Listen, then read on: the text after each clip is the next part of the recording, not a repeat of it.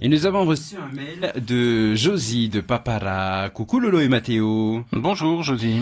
Avez-vous entendu parler de cette histoire regrettable des femmes de la nouvelle prison de Papeari à qui on aurait demandé de ne pas faire le haka qu'elles avaient prévu lors de l'inauguration dans quelques jours par Jean-Jacques Urvoas? Oui, une histoire un peu confuse, mais c'est déjà trop tard, l'info a fuité et la polémique est lancée. Alors c'est vrai que c'est une manie, amplifiée par les réseaux sociaux, de monter en épingle des histoires qui n'en valent pas toujours la peine et de faire des tempêtes dans un verre d'eau. On l'a vu avec une simple photo de 2 brancards à l'hôpital du Taonnet où de rumeur en rumeur, on arrivait presque à faire croire que 2 personnes à l'agonie étaient laissées sans soins ni surveillance, ce qui a valu un communiqué de la direction de l'hôpital expliquant les choses pour calmer la polémique, ces patients n'ayant jamais été oubliés. Alors faut-il embrayer sur une nouvelle polémique avec l'histoire du haka féminin à la nouvelle maison d'arrêt? C'est peut-être un détail pour certains, mais on va voir que pour d'autres, ça veut dire beaucoup. J'y vois juste un symbole. Hier, c'était la journée internationale du droit des femmes. Marouki Dury, dans son Plus de l'info d'hier matin, nous parlait de parité. Et donc, pour l'arrivée du garde des Sceaux, Jean-Jacques Urvoas, le personnel pénitentiaire féminin avait choisi de répéter un haka. J'imagine que c'est de la part des femmes de la prison un choix spontané et concerté. Pendant ce temps, le protocole de l'arrivée du ministre se prépare pour l'inauguration de cette prison. On règle les moindres détails, le minutage de la visite, l'accueil, les discours, et donc dans la hiérarchie pénitentiaire, une décision tombe comme un coup près. Les femmes seront cantonnées à l'accueil et à la distribution de colliers de fleurs. Le haka des hommes, en revanche, est maintenu.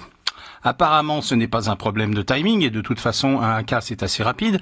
Le problème est ailleurs. C'est surtout le fait que les femmes sont reléguées à une tâche subalterne moins valorisante, réduite en quelque sorte au statut de potiche, qui va forcément leur apporter moins de fierté que de présenter un haka, cette prestation faite avec les tripes, avec orgueil, expression vivante de leurs racines et de leur culture.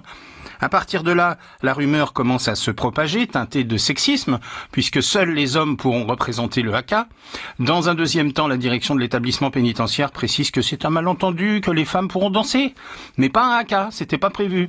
Après l'affront des colliers de fleurs dont le ministre et son entourage vont se débarrasser à la première occasion après 1 ou 2 photos, quel gâchis d'ailleurs, les femmes sont finalement autorisées à faire une danse.